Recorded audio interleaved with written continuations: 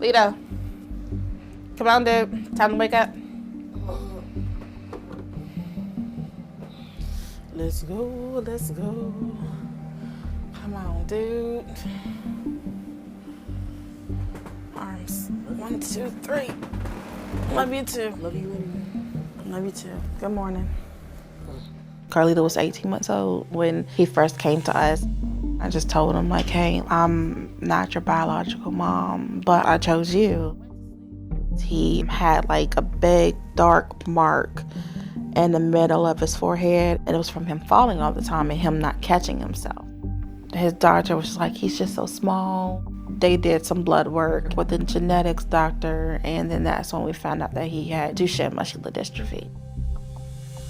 I didn't really know about DMD until 3rd grade. Half the class made fun of me for not being able to run really fast. And so while everybody else went to play, I went to go sit on the bench and cried to myself.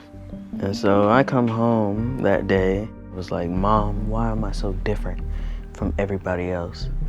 And that's when she told me about DMD.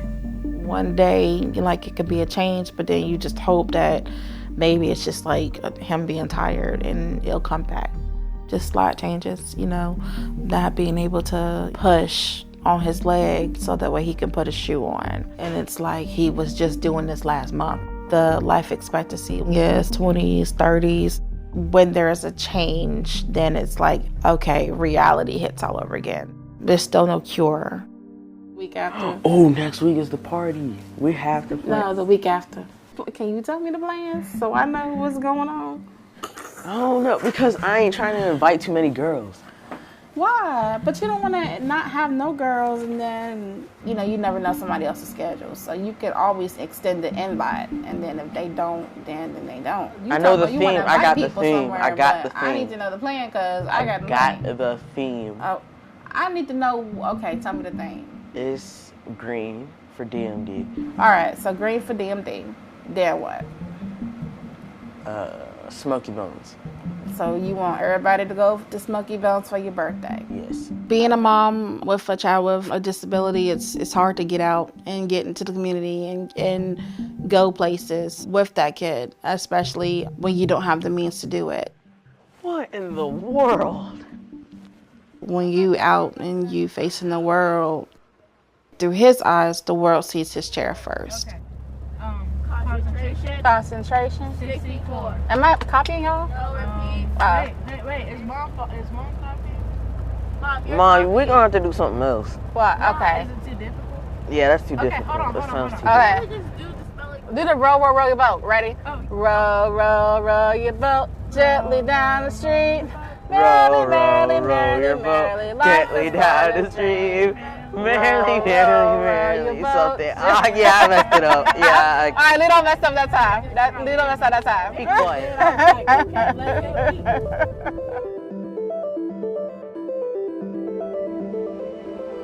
I had to tell him, like, you know, Carlito, you're more than DMD. When he's behind the screen, nobody doesn't see anything. So him being able to connect on that level, and then if he chooses to disclose that he, you know, was in a chair, he has a disability, then that's him. At one point, we were looking for a gaming computer so I can play Roblox, because I noticed with my mobile phone, half the games were pretty hard and I couldn't play them. But he had a particular computer that I would tell him to keep his eye on. I didn't have the money to buy it. There was a mom that asked if there were any teenage boys that were gamers. So, you know, yeah, my son, she told me that there was an organization that was going to reach out to me, and it was AbleGamers. And so we had like an interview through Zoom. So I told them what I do, what I like, and they said, we'll give you a computer. They said they'd pay for it too, and they did. Now I have a gaming computer, now I can be part of the gaming world. I went to having little friends to having a lot. It's awesome. We have people from Georgia, Texas. We do talk. They have their own struggles also. It's not like they drop it off and then they just leave you. They partner here with a mentor. They're constantly trying to make sure that there's nothing wrong so that way he can stay connected. something changes mobility-wise or functioning with his hands or something, they will figure it out. I still think, what would everything be without AbleGamers? He has this world that he can reach and he can connect to, and he games every day.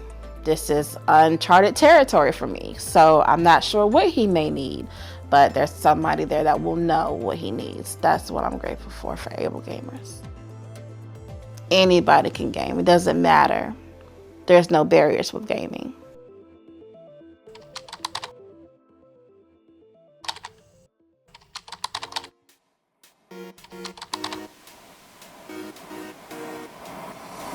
My mother bought me my first Nintendo system. I was around 8 or 9. Ever since that, I always just was playing games, video games, Genesis, Sega. I remember when Street Fighter came out, Ryu, he was my #1 character.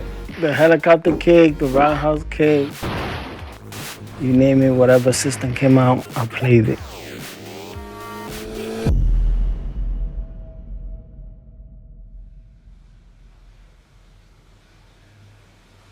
I just took my eyes off the road for like 2 seconds.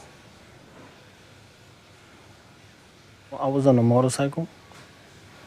That's all it took. And next thing you know, I hit the car and I flew over. And that's when I hit my head. And because it was like the tip of my head that I hit, and it hit the very top of my spinal cord. So, but I'm getting there. I just stay positive, because if I start being down or whatever, like, I'm shutting my body down. Hello. Hey Jose, how are you? Hey, what's up, buddy? How you been? All right. Hey, Jose. Good to see you again. Thank you too. Appreciate it. I'm gonna tell everybody in rehab that I got to see you and everything. When I was in Mount Sinai inpatient, there was this group named AbleGamers, and they was going around helping people set up, set you up with the controllers so you could be able to play. And the cool thing is you can also label all of these buttons right here, in case you forgot, or if you want it to look exactly like a controller. Yeah. You can also organize it however you want, because like these are really long wires. I'm very impatient, and I basically just want to get up and move right now. But as they say, it's going to take time. So I'm learning and coping. People with disabilities, like myself and like you there, Jose, we get stuck in our house, and it's really hard for us to travel or meet other people, talk with other people. Connecting with other people using video games as that medium it's kind of a godsend. It's great. So we're really happy to be able to get you all this stuff for free at no cost. That's what we do every day at the AbleGamers charity. We raise money for that purpose. We may periodically check up on you from time to time. We're happy to help you through this journey of getting you gaming again. I'm already excited.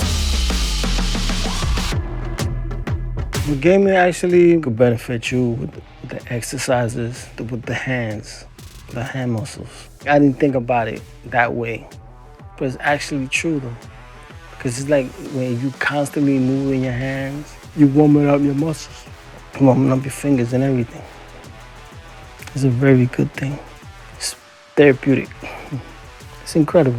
I get lost in that game. It's gonna get me back on track. It's gonna get me back on track.